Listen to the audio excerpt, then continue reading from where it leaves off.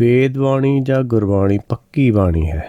ਸਾਡੀ ਸੰਸਾਰੀ ਬਾਣੀ ਕੱਚੀ ਬਾਣੀ ਹੈ। ਵੇਦ ਬਾਣੀ ਵਿੱਚ ਸੱਚ ਦੀ ਗੱਲ ਆਖੀ ਜਾ ਸਕਦੀ ਹੈ, ਇਸ ਲਈ ਇਸ ਨੂੰ ਪੱਕੀ ਬਾਣੀ ਭਾਵ ਨਾ ਕੱਟੀ ਜਾਣ ਵਾਲੀ ਗੱਲ, ਮਤ ਜਾਂ ਦੂਜੇ ਸ਼ਬਦਾਂ ਵਿੱਚ ਸੰਸਾਰ ਦੇ ਕਿਸੇ ਵੀ ਤਰਕ ਦੀ ਮਾਰ ਤੋਂ ਪਰੇ ਦੀ ਗੱਲ ਕਿਹਾ ਜਾ ਸਕਦਾ ਹੈ।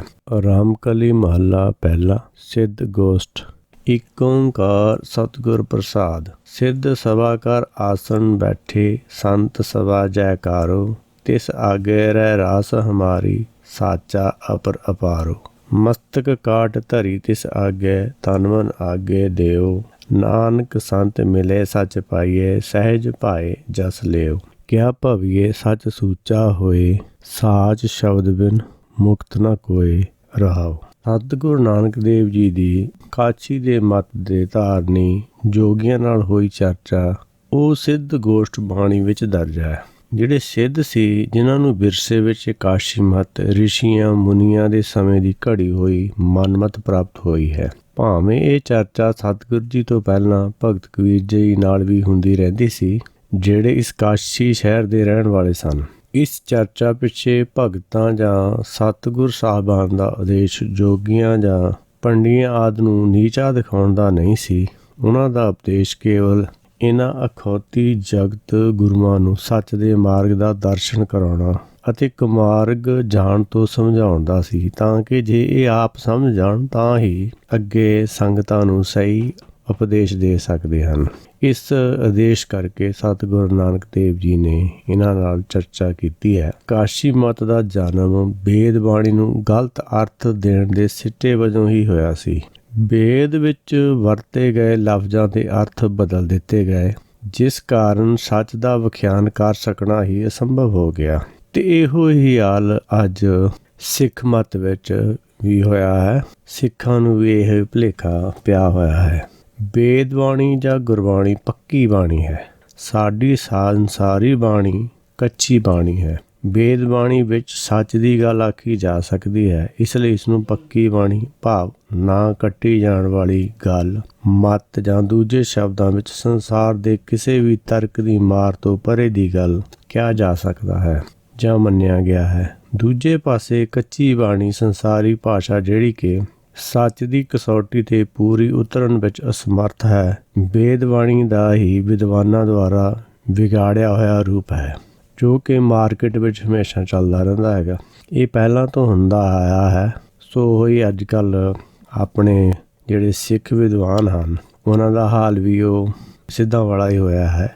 ਗੁਰਬਾਣੀ ਨੂੰ ਸਹੀ ਨਾ ਸਮਝਣ ਕਰਕੇ ਉਹਦੇ ਅਰਥ ਜਿਹੜੇ ਉਹ ਬਦਲ ਦਿੱਤੇ ਗਏ ਹਨ ਜਾਂ ਬਦਲਿਆ ਰੂਪ ਆਪਾਂ ਨੂੰ ਨਜ਼ਰ ਆਉਂਦਾ ਹੈ। ਗੁਰਬਾਣੀ ਅੰਦਰ ਵਿਦਿਆ ਨੂੰ ਬੁੱਧੀ ਥੱਲੇ ਦਾ ਦਰਜਾ ਪ੍ਰਾਪਤ ਹੈ, ਕਿਉਂਕਿ ਵਿਦਿਆ ਜਿਹੜੀ ਆ ਬੁੱਧੀ ਦੀ ਹੀ ਉਪਜ ਹੈ। ਇਸ ਲਈ ਗੁਰਮਤਿ ਨੇ ਵਿਦਵਾਨਾਂ ਨੂੰ ਤਾਂ ਆਦਰ ਦਿੱਤਾ ਹੈ, ਪਰ ਕੋਰੇ ਵਿਦਵਾਨਾਂ ਨੂੰ ਮੂਰਖ ਹੀ ਮੰਨਿਆ ਗਿਆ ਹੈ। ਜਿਨ੍ਹਾਂ ਵਿਦਵਾਨਾਂ ਨੇ ਪੜ੍ਹ ਕੇ ਬੁੱਝਿਆ ਨਹੀਂ ਹੈ, ਉਹ ਗੁਰਮਤਿ ਅਨੁਸਾਰ ਮੂਰਖਾਂ ਦੀ ਸ਼੍ਰੇਣੀ ਦੇ ਵਿਦਵਾਨ ਹੀ ਹੁੰਦੇ ਹਨ। ਇਸ ਲਈ ਗੁਰਬਾਣੀ ਨੇ ਕੇਵਲ ਪੜ੍ਹਨ ਨੂੰ ਹੀ ਕਾਫੀ ਨਹੀਂ ਸਮਝਿਆ, ਪੜ੍ਹ ਕੇ ਵਿਚਾਰਦੇ ਰਹਿਣਾ ਹੀ ਗੁਰਮਤਿ ਦਾ ਆਦੇਸ਼ ਹੈ। ਪੜ੍ਹਿਆ ਨਾ ਹੀ ਭੇਦ, ਬੁੱਝਿਆ ਪਾਵਣਾ। ਪਰ ਸਾਡੇ ਪੜ੍ਹਨ ਦਾ ਵਿਸ਼ਾ ਵੀ ਐਸਾ ਹੋਣਾ ਚਾਹੀਦਾ ਕਿ ਸਾਡੇ ਅੰਦਰਲੇ ਵੱਡੇ ਵਿਕਾਰ ਜਿਸ ਦੇ ਸਮਝ ਲੈਣ ਨਾਲ ਖਤਮ ਹੋ ਜਾਣ, ਭਾਵ ਜਿਸ ਵਿਦਿਆ ਨਾਲ ਲਵ ਲੋਭ ਅਹੰਕਾਰ ਸਮਾਪਤ ਨਹੀਂ ਹੁੰਦੇ, ਉਸ 'ਤੇ ਪੜ੍ਹਨ ਦਾ ਲਾਭ ਘੱਟ ਅਤੇ ਹਾਨੀ ਹੋ ਜਾਣ ਦਾ ਡਰ ਜ਼ਿਆਦਾ ਹੈ। ਇਸੇ ਦ੍ਰਿਸ਼ਟੀਕੋਣ ਤੋਂ ਗੁਰਮਤਿ ਨੇ ਐਸੀ ਵਿਦਿਆ ਨੂੰ ਚੰਗਾ ਨਹੀਂ ਮੰਨਿਆ ਹੈ ਜਿਸ ਨਾਲ ਲਵ ਲੋਭ ਹੰਕਾਰ ਦਾ ਨਾਸ ਨਹੀਂ ਹੁੰਦਾ, ਕਿਉਂਕਿ ਐਸੀ ਵਿਦਿਆ ਮਨ ਵਿਚਲੇ ਹੰਕਾਰ ਨੂੰ ਸ਼ਕਤੀ ਪ੍ਰਦਾਨ ਕਰਨ ਵਾਲੀ ਹੁੰਦੀ ਹੈ ਅਤੇ ਹੰਕਾਰੀ ਮਨ ਨਾਮ ਦਾ ਸੱਚ ਦਾ ਵਿਰੋਧ ਕਰਨ ਵਾਲਾ ਹੁੰਦਾ ਹੈ। ਹੰਕਾਰ ਅਤੇ ਨਾਮ ਇੱਕੋ ਹਿਰਦੇ ਵਿੱਚ ਇਕੱਠੇ ਨਹੀਂ ਰਹਿ ਸਕਦੇ। ਇਹੀ ਕਾਰਨ ਹੈ ਕਿ ਰਿਸ਼ੀਆਂ ਮੁਨੀਆਂ ਤੋਂ ਲੈ ਕੇ ਹੁਣ ਤੱਕ ਇਹਨਾਂ ਵਿਦਵਾਨਾਂ ਨੇ ਸੱਚ ਨੂੰ ਕਬੂਲ ਨਹੀਂ ਕੀਤਾ ਹੈ। ਸੱਚ ਦੀ ਗੱਲ ਕਰਨ ਵਾਲੇ ਬ੍ਰਹਮ ਰਿਸ਼ੀ, ਬ੍ਰਹਮ ਗਿਆਨੀ, ਨਾਰਦ, ਵਿਆਸ ਜਾਂ ਸੁਖਦੇਵ ਵਰਗੇ ਰਿਸ਼ੀ ਮੁਨੀਆਂ ਦੇ ਸਮੇਂ ਵੀ ਮੌਜੂਦ ਸਨ, ਪਰ ਆਪਣੀ ਵਿਦਿਆ ਦੇ ਹੰਕਾਰ ਵਿੱਚ ਮੱਤੇ ਹੋਏ ਦੂਸਰੀ ਗੱਲ, ਸੱਚ ਦੀ ਗੱਲ ਜਿਹੜੇ ਹੰਕਾਰੀ ਹੁੰਦੇ ਉਹਨਾਂ ਨੂੰ ਚੰਗੀ ਨਹੀਂ ਲੱਗਦੀ, ਜਿਹੜੀ ਕਿ ਉਹਨਾਂ ਦੀ ਆਪਣੀ ਸੋਚ ਨਾਲ ਮੇਲ ਨਹੀਂ ਖਾਂਦੀ ਹੋਵੇ, ਕਿਵੇਂ ਮੰਨ ਸਕਦੇ ਹਨ। ਇਹੋ ਹੀ ਹਾਲ ਅੱਜ ਸਾਡੇ ਵਿਦਵਾਨਾਂ ਦਾ ਹੈ। ਬੁੱਧੀਵਾਨਾਂ ਵਿੱਚ ਵਿਦਵਾਨਾਂ ਵਾਲਾ ਇਹ ਔਗਣ ਨਹੀਂ ਹੁੰਦਾ। ਉਹਨਾਂ ਨੂੰ ਜਿੰਨਾ ਚਿਰ ਸੱਚ ਦੀ ਪ੍ਰਾਪਤੀ ਨਾ ਹੋਵੇ, ਗੱਲ ਹੋਰ ਹੈ, ਉਹ ਉਸ ਨੂੰ ਸਮਝਣ ਦਾ ਯਤਨ ਕਰਦੇ ਰਹਿੰਦੇ ਹਨ, ਜਿਹੜੇ ਬੁੱਧੀਵਾਨ ਹੁੰਦੇ ਹਨ। ਜਦੋਂ ਉਹਨਾਂ ਨੂੰ ਸੱਚ ਦਾ ਪਤਾ ਲੱਗ ਜਾਂਦਾ ਹੈ, ਉਹ ਆਪਣੀ ਪਿਛਲੀ ਜਿਹੜੀ ਅਵਿਦਿਆ ਹੁੰਦੀ ਹੈ ਜਾਂ ਜਿਹੜੀ ਅਗਿਆਨਤਾ ਹੁੰਦੀ ਹੈ ਜਾਂ ਕੁਗਿਆਨ ਹੁੰਦਾ ਹੈ, ਅਤੇ ਉਹਨੂੰ ਸੱਚ ਦੀ ਭੇਟਾ ਚੜ੍ਹਾ ਦਿੰਦੇ ਹਨ ਅਤੇ ਸੱਚ ਨੂੰ ਐਕਸੈਪਟ ਕਰ ਲੈਂਦੇ ਹਨ। ਪਰ ਜਿਹੜੇ ਵਿਦਵਾਨ ਹੁੰਦੇ ਹਨ, ਉਹ ਸੱਚ ਦੇ ਧਰਮ ਦੇ ਵਿਸ਼ੇ ਨੂੰ ਵਾਦ ਵਿਵਾਦ ਦਾ ਵਿਸ਼ਾ ਬਣਾਉਂਦੇ ਹਨ ਅਤੇ ਸੱਚ ਨੂੰ ਸਵੀਕਾਰ ਨਹੀਂ ਕਰਦੇ। ਉਹ ਆਪਣੀਆਂ ਹੀ ਪੁਰਾਣੀਆਂ ਜਿਹੜੀਆਂ ਪੜ੍ਹੀਆਂ ਬੁੱਕਾਂ ਹੁੰਦੀਆਂ ਹਨ ਜਾਂ ਗ੍ਰੰਥ ਹੁੰਦੇ ਹਨ, ਉਹਨਾਂ ਦਾ ਹੀ ਹਵਾਲਾ ਦਿੰਦੇ ਰਹਿੰਦੇ ਹਨ। ਸੱਚ ਧਰਮ ਦਾ ਵਿਸ਼ਾ ਤਾਂ ਵਿਚਾਰ ਦਾ ਵਿਸ਼ਾ ਹੈ। ਇਸ ਤੋਂ ਅੱਗੇ ਜਦ ਗੁਰਮਤਿ ਸੰਸਾਰੀ ਮੱਤਾਂ ਦੀ ਵਿੱਦਿਆ ਨੂੰ ਅਵਿਦਿਆ ਆਖ ਦਿੰਦੀ ਹੈ, ਤਾਂ ਗੁਰਮੁਖਾਂ ਅਤੇ ਮਨਮਤੀਆਂ ਵਿਚਾਲੇ ਫਾਸਲਾ ਜਾਂ ਪਾੜ ਹੋਰ ਵੀ ਡੂੰਘਾ ਹੋ ਜਾਂਦਾ ਹੈ। ਭਾਵ ਜਨਮ ਲੈਣ ਉਪਰੰਤ ਜੋ ਕੁਝ ਵੀ ਅਸੀਂ ਬੋਲਦੇ ਹਾਂ ਜਾਂ ਸੁਣਦੇ ਹਾਂ, ਉਸ ਨਾਲ ਸਾਡੀ ਵਿਵੇਕ ਬੁੱਧ ਮਲੀਨ ਹੁੰਦੀ ਰਹਿੰਦੀ ਹੈ। ਸੰਸਾਰੀ ਬੋਲੀ ਜਿਹੜੀ ਅਸੀਂ ਸਿੱਖ ਲਈ, ਉਹ ਨਿਰਾਕਾਰੀ ਗਿਆਨ, ਆਤਮ ਗਿਆਨ ਪ੍ਰਾਪਤ ਕਰਨ ਵੇਲੇ ਅੜਿੱਕਾ ਹੀ ਬਣੇਗੀ, ਕਿਉਂਕਿ ਮਾਂ-ਬਾਪ, ਭੈਣ ਭਾਈ, ਇਸਤਰੀ ਪੁਰਸ਼, ਪੁੰਨ ਪਾਪ, ਸਵਰਗ ਨਰਕ, ਤੇਰ ਮੇਰ, ਸੱਚ ਝੂਠ, ਜੰਮਣਾ ਮਰਨਾ, ਮਾੜਾ ਚੰਗਾ, ਹਾਨੀ ਲਾਭ, ਜਸ ਅਪਜਸ ਆਦਿ ਸ਼ਬਦਾਂ ਦੇ ਅਰਥ ਜੋ ਅਸੀਂ ਸਮਝ ਲਏ ਹਨ, ਉਹ ਪੱਕੀ ਬਾਣੀ ਗੁਰਮਤਿ ਨੂੰ ਸਮਝਣ ਵੇਲੇ ਸਾਨੂੰ ਹਾਨੀਕਾਰਕ ਸਿੱਧ ਹੁੰਦੇ ਹਨ। ਕਿਉਂਕਿ ਜਦੋਂ ਗੁਰਬਾਣੀ ਜਾਂ ਗੁਰਮਤਿ ਤਾਂ ਤੀਰਥ ਇਸ਼ਨਾਨ, ਦਾਨ, ਨਾਮ, ਪੂਜਾ, ਜਪ, ਸਿਮਰਨ, ਤਪ, ਸੇਵਾ, ਸਾਧਨਾ, ਵਰਤ, ਅੰਮ੍ਰਿਤ, ਰਹਿਤ ਆਦਿ ਸ਼ਬਦਾਂ ਦੇ ਅਰਥ ਵੀ ਸੰਸਾਰੀ ਮੱਤਾਂ ਨਾਲੋਂ ਵੱਖਰੇ ਹਨ। ਜਦੋਂ ਇਹਨਾਂ ਸੈਂਕੜੇ ਲਫ਼ਜ਼ਾਂ ਦੇ ਅਰਥ ਹੀ ਬਦਲ ਜਾਂਦੇ ਹਨ, ਤਾਂ ਆਮ ਆਦਮੀ ਲਈ ਗੁਰਮਤਿ ਦੇ ਮਾਰਗ ਨੂੰ ਧਾਰਨ ਕਰਨਾ ਅਤਿ ਕਠਿਨ ਹੋ ਜਾਂਦਾ ਹੈ। ਉਹਨਾਂ ਮਨੁੱਖਾਂ ਨੂੰ ਗੁਰਮੁਖਾਂ ਦੀ ਭਾਸ਼ਾ ਕਿਸੇ ਫਰਜ਼ੀ ਦੁਨੀਆ ਦੀ ਬੋਲੀ ਭਾਸਣ ਲੱਗ ਪੈਂਦੀ ਹੈ। ਫਿਰ ਉਹਨਾਂ ਸ਼ਾਤਰ ਲੋਕਾਂ ਨੂੰ, ਜਿਹੜੇ ਕਿ ਅਖੌਤੀ ਧਰਮਾਂ ਦੇ ਅਡੰਬਰੀ ਗੁਰੂ ਬਣੇ ਬੈਠੇ ਹੁੰਦੇ ਹਨ, ਇਸ ਗੁਰਮੁਖੀ ਭਾਸ਼ਾ ਨੂੰ ਪਾਗਲਾਂ ਦੀ ਦੁਨੀਆ ਦੀ ਭਾਸ਼ਾ ਦੱਸਣਾ ਸ਼ੁਰੂ ਕਰ ਦਿੰਦੇ ਹਨ। ਉਸ ਦੇ ਕਾਰਨ ਜਿਹੜੀ ਆਮ ਸੰਗਤ ਹੈ ਜਾਂ ਆਮ ਪਬਲਿਕ ਹੈ, ਉਹਨਾਂ ਨੂੰ ਇਸ ਦੀ ਸਮਝ ਨਹੀਂ ਲੱਗਦੀ, ਜਿਹੜੇ ਕਿ ਆਪਣੀਆਂ ਝੂਠ ਦੀਆਂ ਦੁਕਾਨਾਂ ਨੂੰ ਇਸ ਸੱਚ ਧਰਮ ਦੇ ਪ੍ਰਹਾਰ ਤੋਂ ਬਚਾਉਣ ਦੇ ਕਿਸੇ ਮੌਕੇ ਦੀ ਤਲਾਸ਼ ਵਿੱਚ ਦੜਬੈਠੀ ਬੈਠੇ ਹੁੰਦੇ ਹਨ। ਕਿਉਂਕਿ ਸੱਚ ਦਾ ਵਿਰੋਧ ਖੁੱਲ੍ਹੇਆਮ ਐਲਾਨੀਆਂ ਕਰਨ ਵਿੱਚ ਉਹ ਆਪਣੇ ਆਪ ਨੂੰ ਅਸਮਰਥ ਸਮਝਦੇ ਹੁੰਦੇ ਆ।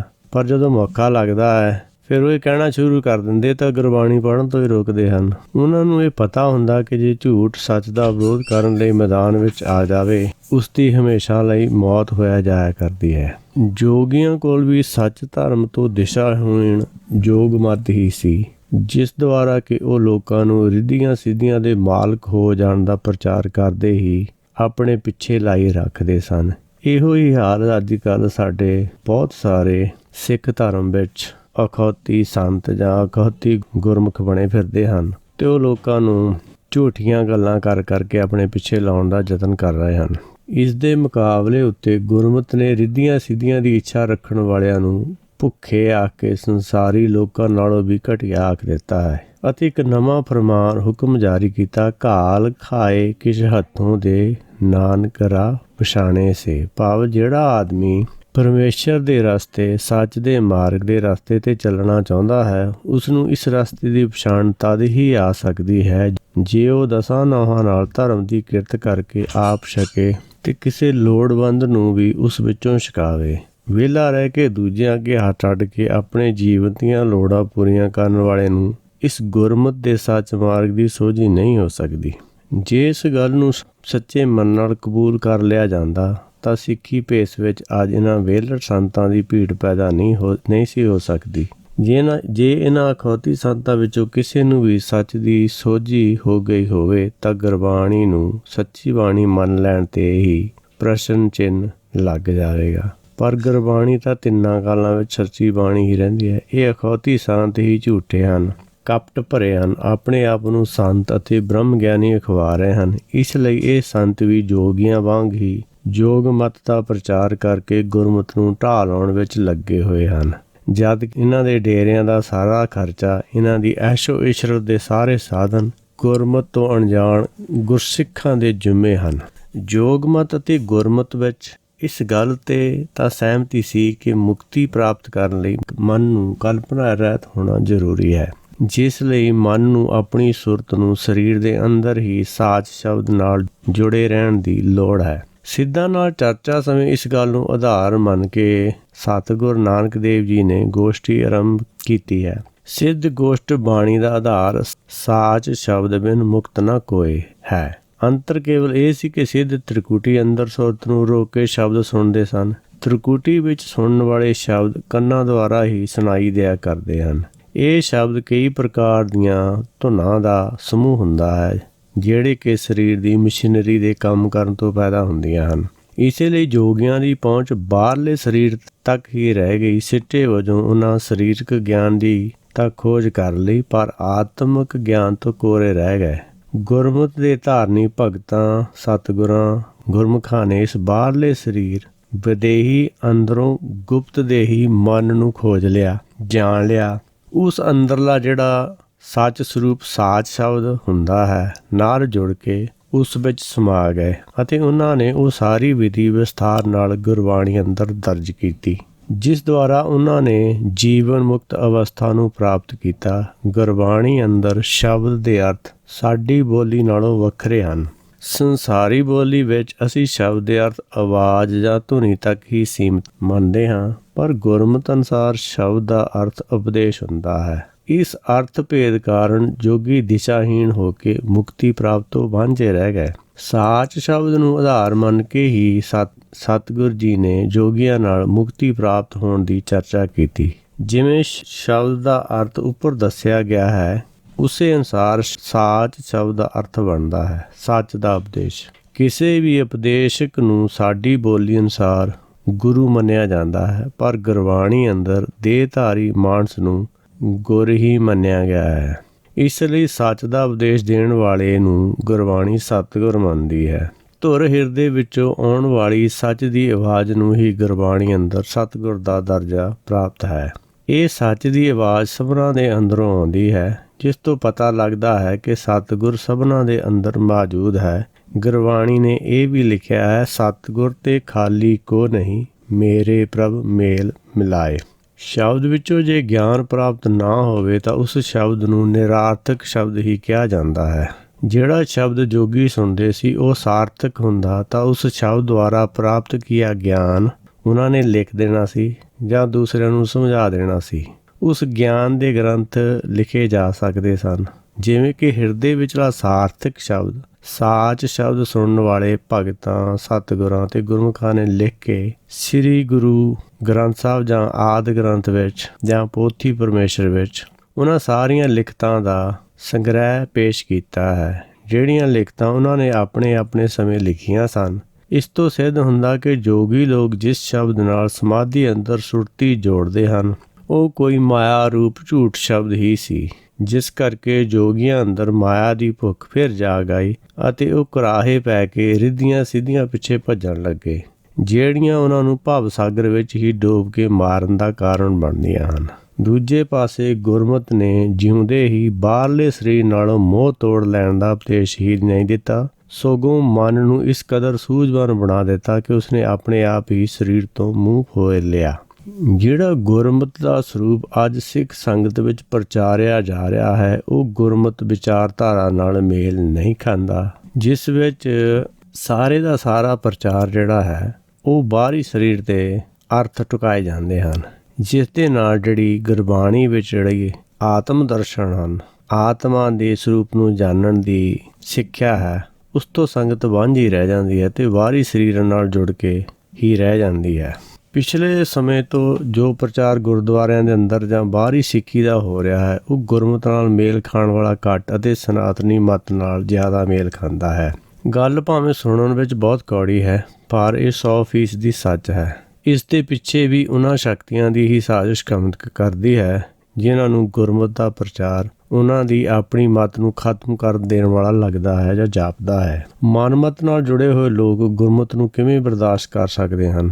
ਮਨਮਤੀਏ ਕਦੇ ਵੀ ਸੱਚ ਮਤ ਦਾ ਵਿਰੋਧ ਕਰਨ ਦੇ ਸ਼ਰੇਆਮ ਹੀ ਹੌਸਲਾ ਨਹੀਂ ਕਰਿਆ ਕਰਦੇ। ਉਹ ਤਾਂ ਸੱਚੀ ਮਤ ਅੰਦਰ ਬਾਹਰੀ ਭੇਕ ਵਟਾ ਕੇ ਘੁਸਪੈਠ ਕਰ ਲਿਆ ਕਰਦੇ ਹਨ ਅਤੇ ਘਰ ਦੇ ਭੇਤੀ ਬਣ ਕੇ ਲੰਕਾ ਨੂੰ ਢਾਹ ਲੈਣ ਦੀਆਂ ਸਾਜ਼ਿਸ਼ਾਂ ਰਚਦੇ ਰਹਿੰਦੇ ਹਨ। ਇਸ ਵਿੱਚ ਸਭ ਤੋਂ ਜ਼ਿਆਦਾ ਯੋਗਦਾਨ ਇਹਨਾਂ ਵੈਸ਼ਨੂ ਮਤ ਦੇ ਚਿੱਟ ਕਪੜੀਏ, ਮਾਲਾਧਾਰੀ, ਨਕਲੀ ਬ੍ਰਹਮ ਗਿਆਨੀ, ਨਕਲੀ ਸੰਤਾਂ 108 1008 ਅਖਵਾਉਣ ਵਾਲੇ ਪ੍ਰਪੰਚੀਆਂ ਦਾ ਹੈ। ਤੇ ਅੱਜ ਕੱਲ੍ਹ ਜਿਹੜੇ ਆ ਬ੍ਰਹਮ ਗਿਆਨੀ ਦਾ ਸਰਟੀਫਿਕੇਟ ਦੇਣ ਵਾਲੇ ਹਨ, ਉਹਨਾਂ ਨੂੰ ਜਿਹੜੇ ਮੰਨਣ ਵਾਲੇ ਹਨ, ਸਾਰੇ ਹੀ ਇੱਕ ਮਤ ਨੂੰ ਮੰਨਦੇ ਹਨ, ਪਰ ਉਹਨਾਂ ਦੇ ਜਿਹੜੇ ਵਿਚਾਰ ਹਨ ਉਹ ਸਾਰੇ ਹੀ ਗੁਰਮਤ ਦੇ ਉਲਟ ਹਨ।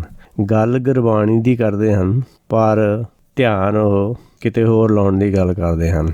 ਜਿਨ੍ਹਾਂ ਦਾ ਪ੍ਰਚਾਰ ਕੇਵਲ ਮਾਸ ਅਤੇ ਸ਼ਰਾਬ ਛਡਾਉਣ ਤੱਕ ਹੀ ਸੀਮਿਤ ਹੈ, ਇਹ ਗੁਰਬਾਣੀ ਨੂੰ ਤੋੜ ਮਰੋੜ ਕੇ ਅਰਥਾਂ ਦੇ ਅਨਰਥ ਬਣਾਉਣ ਵਿੱਚ ਹੀ ਰੁੱਝੇ ਰਹਿੰਦੇ ਹਨ। ਜਦ ਕਿ ਗੁਰਬਾਣੀ ਗੁਰਮਤ ਮਾਸ ਬਾਰੇ ਚਰਚਾ ਕਰਨ ਵਾਲਿਆਂ ਨੂੰ ਮੂਰਖ ਆਖਦੀ ਹੈ। ਸ਼ਰਾਬ ਬਾਰੇ ਜੇਕਰ ਗੁਰਬਾਣੀ ਵਿੱਚ ਕਿਤੇ ਆਇਆ ਹੀ ਨਹੀਂ, ਦੁਨੀਆ ਦਾ ਕੋਈ ਵੀ ਧਰਮ ਗ੍ਰੰਥ ਜਾਂ ਧਰਮ ਅਜਿਹਾ ਨਹੀਂ ਸੀ ਜਿਸ ਵਿੱਚ ਮਾਸ ਖਾਣ ਦੀ ਮਨਾਹੀ ਹੋਵੇ। ਸੰਸਾਰ ਦੇ ਸਭ ਤੋਂ ਵੱਡੇ 4 ਧਰਮ ਇਸਲਾਮ, ਈਸਾਈ, ਬੋਧੀ ਬੁੱਧ ਮਤ ਅਤੇ ਹਿੰਦੂ ਮਤ ਦੇ ਕਿਸੇ ਵੀ ਗ੍ਰੰਥ ਵਿੱਚ ਮਾਸ ਖਾਣ ਦੀ ਮਨਾਹੀ ਨਹੀਂ ਹੈ। ਦੁਨੀਆ ਦੀ ਕੁੱਲ ਆਬਾਦੀ ਦਾ 1% ਹਿੱਸਾ ਵੀ ਇਹਨਾਂ ਮੂਰਖਾਂ ਦੀ ਗੱਲ ਮੰਨਣ ਲਈ ਤਿਆਰ ਨਹੀਂ ਹੋਇਆ। ਇਸ ਲਈ ਇਹਨਾਂ ਨੂੰ ਚਾਹੀਦਾ ਸੀ ਜਿੱਥੇ ਬੋਲਣ ਹਾਰੀਏ ਤਿੱਥੇ ਚੰਗੀ ਚੁੱਪ। ਕੀ ਇਸ ਇਤਿਹਾਸ ਨੂੰ ਵੀ ਬਦਲਿਆ ਜਾ ਸਕਦਾ ਹੈ ਕਿ 6ਵੇਂ ਗੁਰੂ ਹਰਰਾਏ ਸਾਹਿਬ ਸ਼ਿਕਾਰ ਖੇਡਦੇ ਸਨ? ਕੀ ਉਹਨਾਂ ਦੇ ਕੋਲ ਅੱਜ ਤੱਕ ਵੀ ਫੋਟੋਆਂ ਉੱਤੇ ਬਾਜ਼ ਨਹੀਂ ਹੁੰਦਾ? ਇਹ ਗੱਲ 10ਵੇਂ ਪਾਤਸ਼ਾਹ ਨਾਲ ਵੀ ਜੁੜੀ ਹੋਈ ਹੈ। ਪਰ ਇਹਨਾਂ ਲੋਕਾਂ ਨੇ ਬੇਸ਼ਰਮੀ ਦਾ ਬੁਰਕਾ ਪਾ ਕੇ ਸੱਚ ਨੂੰ ਝੂਠ ਬਣਾਉਣ ਦਾ ਹੀ ਅੱਜ ਤੱਕ ਠੇਕਾ ਲਿਆ ਹੋਇਆ ਹੈ।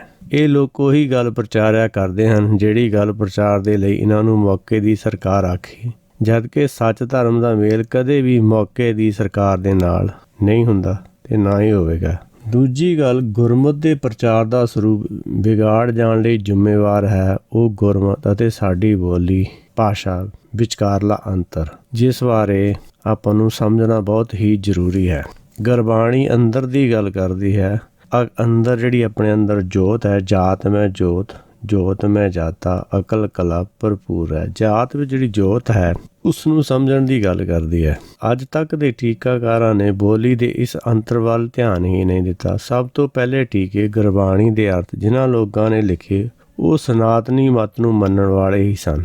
ਭਾਵੇਂ ਬਾਹਰੀ ਸਰੂਪ ਭੇਖ ਉਹਨਾਂ ਨੇ ਸਿੱਖਾਂ ਵਾਲਾ ਹੀ ਬਣਾਇਆ ਹੋਇਆ ਸੀ, ਉਹ ਲੋਕ ਸ਼ਾਸਤਰਾਂ ਦੀਆਂ ਸਾਖੀਆਂ ਤੋਂ ਪੂਰੀ ਤਰ੍ਹਾਂ ਪ੍ਰਭਾਵਿਤ ਸਨ ਜਿਨ੍ਹਾਂ ਨੂੰ ਗੁਰਬਾਣੀ ਨੇ ਸੋਧ ਕੇ ਪੇਸ਼ ਕੀਤਾ ਦੱਸਿਆ ਹੈ। ਉਹਨਾਂ ਲੋਕਾਂ ਨੇ ਸੋਧੀਆਂ ਹੋਈਆਂ ਸਾਖੀਆਂ ਨੂੰ ਅਰਥਾਉਣ ਵੇਲੇ ਉਹਨਾਂ ਦੇ ਪਹਿਲੇ ਅਸ਼ੁੱਧ ਸਰੂਪਾਂ ਨਾਲ ਅਰਥਾਂ ਨੂੰ ਮਿਲਾ ਕੇ ਅਰਥ ਕੀਤੇ ਹਨ, ਜਿਸ ਨਾਲ ਇਉਂ ਪ੍ਰਤੀਤ ਹੋਣ ਲੱਗ ਪਿਆ ਕਿ ਗੁਰਬਾਣੀ ਨੇ ਸਿਮਰਤੀਆਂ ਅਤੇ ਸ਼ਾਸਤਰਾਂ ਦੀਆਂ ਸਾਖੀਆਂ ਨੂੰ ਸੱਚ ਮੰਨ ਕੇ ਪ੍ਰਵਾਨਿਆ ਹੋਇਆ ਹੈ। ਜਦ ਕਿ ਗੁਰਬਾਣੀ ਅੰਦਰ ਸਪਸ਼ਟ ਲਿਖਿਆ ਹੈ, ਸੋਧੇ ਸ਼ਾਸਤਰ ਸਿਮਰਤ ਸਗਲ, ਵੇਦ ਪੁਰਾਨ ਸਿਮਰਤ ਸੁਦਾਖਰ, ਕੀਨੇ ਰਾਮ ਨਾਮ ਇੱਕ ਆਖਰ।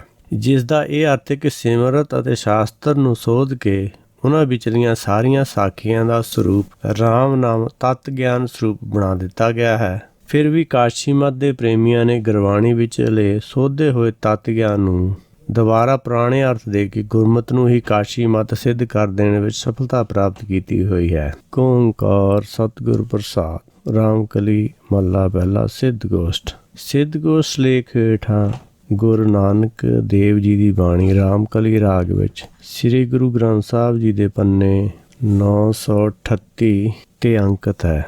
ਸਿੱਧ ਲਫ਼ਜ਼ ਦੇ ਅਰਥਾਂ ਬਾਰੇ ਪਿਛਲੇ ਟੀਕੇਕਾਰਾਂ ਵਿੱਚੋਂ ਮਤਭੇਦ ਰਹੇ ਹਨ। ਪ੍ਰੋਫੈਸਰ ਸਾਹਿਬ ਸਿੰਘ ਦੇ ਭੁਲੇਖਾ ਖਾ ਜਾਣ ਕਰਕੇ ਪ੍ਰੋਫੈਸਰ ਸਾਹਿਬ ਸਿੰਘ ਨੇ ਸਿੱਧ ਲਫ਼ਜ਼ ਦੇ ਅਰਥ ਪਰਮੇਸ਼ਰ ਮੰਨ ਲਏ। ਇਸ ਪਿੱਛੇ ਉਹਨਾਂ ਦੀ ਦਲੀਲ ਸਿੱਧ ਸਾਧਕ ਜੋਗੀ ਔਰ ਜੰਗਮ ਇੱਕ ਸਿੱਧ ਜਿਨੀ ਧਿਆਇਆ ਪਰਸਤ ਪੈਰ ਸਿਜਤ ਤੇ ਸੁਆਮੀ ਅਖਰ ਜਿਨ ਕੋ ਆਇਆ। ਇਸ ਮਹਾਵਾਕ ਦੀ ਪਹਿਲੀ ਪੰਕਤੀ ਵਿੱਚ ਆਇਆ ਕਿ ਇੱਕ ਸਿੱਧ ਪਰਮੇਸ਼ਰ ਦੇ ਪ੍ਰਥਾਏ ਵਰਤਿਆ ਹੈ, ਜਦ ਕਿ ਸਿੱਧ ਸਾਧਕ ਆਮ ਸਿੱਧ ਜੋਗੀਆਂ ਲਈ ਵਰਤਿਆ ਹੈ। ਇੱਥੇ ਪ੍ਰੋਫੈਸਰ ਸਾਹਿਬ ਨੇ ਭੁਲੇਖਾ ਖਾਧਾ ਹੈ। ਸਿੱਧ ਗੋਸ਼ਟ ਵਿੱਚ ਆਇਆ ਲਫ਼ਜ਼ ਸਿੱਧ ਅਤੇ ਸਿੱਧ ਸਾਧਕ ਵਿੱਚ ਆਇਆ ਲਫ਼ਜ਼ ਸਿੱਧ ਇੱਕ ਰੂਪ ਹੋਣ ਕਰਕੇ ਇੱਕੋ ਅਰਥ ਰੱਖਦੇ ਹਨ, ਕਿਉਂਕਿ ਦੋਨੇ ਜਗ੍ਹਾ ਸਿੱਧ ਲਫ਼ਜ਼ ਦਾ ਧੱਦਾ ਮੁਕਤਾ ਹੈ। ਜਦ ਕਿ ਏਕ ਸਿੱਧ ਲਫ਼ਜ਼ ਲਿਖਣ ਲੱਗਿਆਂ ਸਤਿਗੁਰ ਜੀ ਨੇ ਧੱਦਾ ਲਫ਼ਜ਼ ਨਾਲ ਔਂਕੜ ਲਗਾ ਕੇ ਉਸ ਦਾ ਰੂਪ ਬਦਲ ਦਿੱਤਾ। ਇਸ ਲਈ ਸਿੱਧ ਲਫ਼ਜ਼ ਨਿਰਾਕਾਰ ਪਰਮੇਸ਼ਰ ਦਾ ਲਖਾਇਕ ਬਣ ਗਿਆ। ਪਰ ਸਿੱਧ ਗੋਸ਼ਟ ਵਿੱਚ ਵਰਤਿਆ ਗਿਆ ਸਿੱਧ ਦਾ ਧੱਦਾ ਮੁਕਤਾ ਹੋਣ ਦੇ ਬਾਵਜੂਦ ਵੀ ਪ੍ਰੋਫੈਸਰ ਸਾਹਿਬ ਨੂੰ ਪਤਾ ਨਹੀਂ ਲੱਗਿਆ, ਇਹ ਭੁਲੇਖਾ ਪੈ ਗਿਆ, ਜਦ ਕਿ ਉਹ ਖੁਦ ਹੀ ਗੁਰਬਾਣੀ ਵਿਆਕਰਨ ਦੇ ਕਰਤਾ ਸਨ। ਉਹਨਾਂ ਦੀ ਬਣਾਈ ਹੋਈ ਗੁਰਬਾਣੀ ਵਿਆਕਰਨ ਸਿੱਧ ਗੋਸ਼ਟ ਦੇ ਅਰਥ ਪਰਮੇਸ਼ਰ ਨਾਲ ਗੱਲਬਾਤ ਦੇ ਅਰਥ ਕਰ ਲੈਣ ਦੀ ਇਜਾਜ਼ਤ ਨਹੀਂ ਦਿੰਦੀ।